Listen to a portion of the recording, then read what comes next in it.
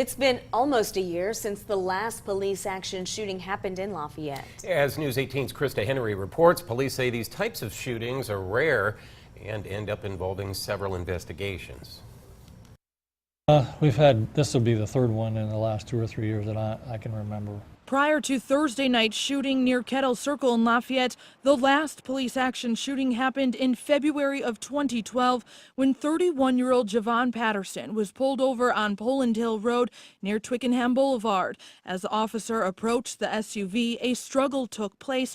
The officer fired a shot into the back window of the vehicle, and Patterson sped off, crashed his SUV into a fence at the corner of Poland Hill Road and Ortman Lane, got away on foot, and was later taken into custody by officers.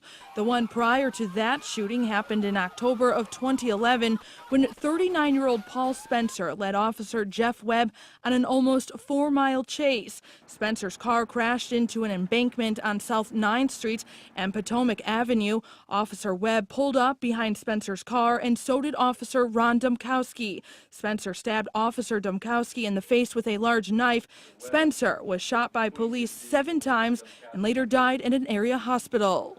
In both of those situations, the officers were found not to have committed any wrongdoing, and their actions were justified. Lafayette Police Lieutenant Brad Hayworth says anytime an officer is involved in a police action shooting, there are several investigations that occur.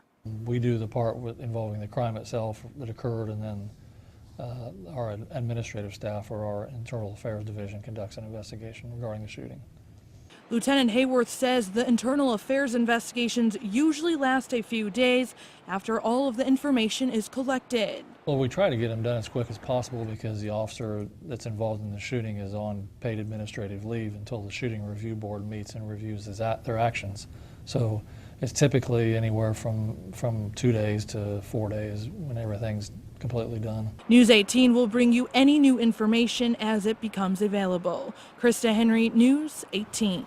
And Lafayette's Deputy Chief of Police, David Payne, says 3-year veteran officer Donna Gregorash was the officer who discharged her firearm in Thursday night's shooting. He says the progress of the 2 investigations will dictate when the Shooting Review Board will convene to review both investigations. The board will develop findings and make recommendations to the Chief of Police as to whether the shooting is within policy or accidental, and if there should be any disciplinary considerations. Payne says the earliest the Shooting Review Board will meet would be Tuesday.